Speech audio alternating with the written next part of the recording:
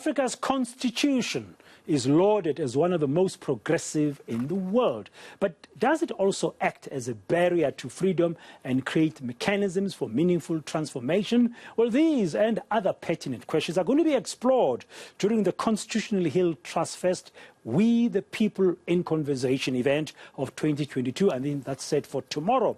Former Constitutional Court Justice Albie Sachs is joining us now to talk about this. He's, of course, one of the organizers for this very important discussion, and he's a former Constitutional Court Justice, as I've just said, and he'll be participating in it as well. Judge Sachs, good afternoon. Thank you very much for your time and welcome to eNCA this afternoon. Why is it important? Why did you find it important that at this time to have such a discussion that will unpack whether or not our constitution is a doorway to freedom or a barrier?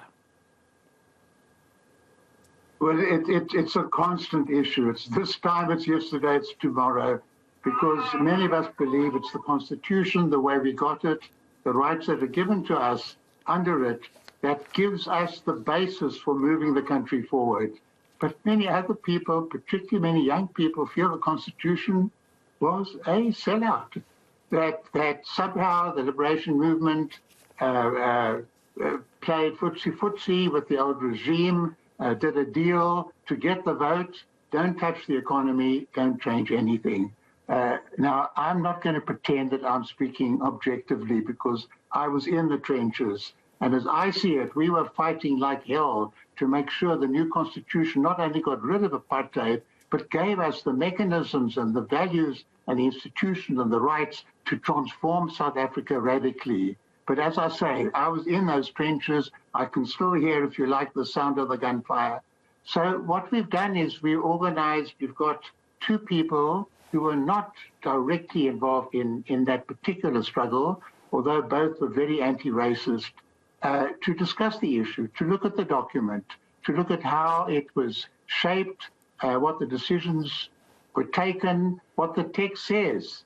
Does it open the door to freedom, which I believe it certainly did, or is it actually a barrier to freedom? And who better to discuss those issues than Dechang Mosoneki, my wonderful colleague on the Constitutional Court, who'd been 10 years on Robben Island in the freedom struggle himself and played a very technical role in the Constitution Development Program. He was on the technical group working with Oscar Chaskelson to simply record the decisions taken in the negotiations, not to make them, to record them and translate them into technical language.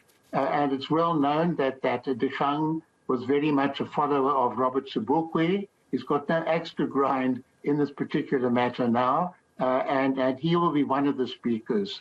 The other speaker is from the younger generation, who incidentally also happened to be a supporter of Robert Sobukwe. He wasn't directly involved, but he's a brilliant thinker. You know, we South Africans, we mess up so many things, but we're producing amazing lawyers.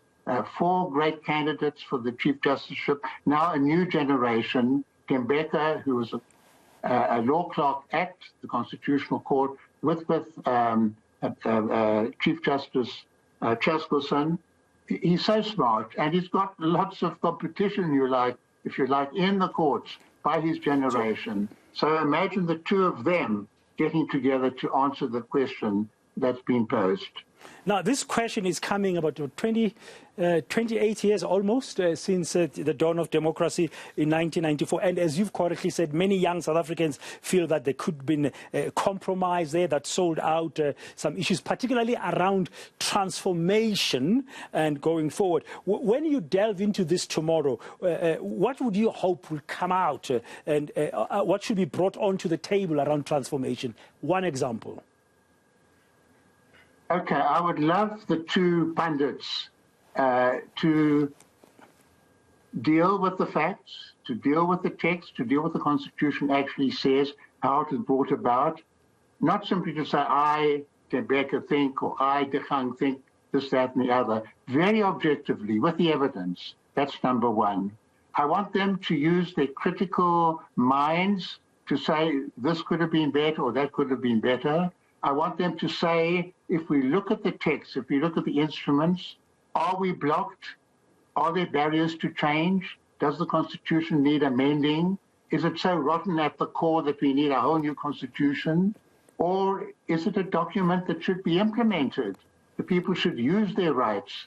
Now, I don't want to get too wound up myself at this stage about what they can do. But what I can say is we will get two very smart brains and two very lovely human beings and passionate South Africans, completely independent. It's going to be an absolute intellectual delight. I don't know what they're going to say. I'm looking forward to it with my heart, with my mind, with my ears, with my energy, with my imagination. Thank you very much. That's the former Constitutional Court Justice, the Judge Albie Sachs, telling us about this discussion tomorrow involving Advocate Tembeka Ngubakaitobi and former Deputy Chief Justice of the Constitutional Court, that's Dikgang Moseneke. Thank you very much, sir, for your time. And they'll be exploring a number of pertinent questions around our Constitution, whether or not it's a barrier or a doorway to freedom. And the theme is around the issue of this week's being Human Rights kind of week, build up to Monday, which is Human Rights Day here in South Africa, the 21st of March. We, the people in conversation. It's what is the title of that discussion taking place, and it's organized by the Constitution Hill Trust. This is the first time they are doing this. It's going to be fascinating.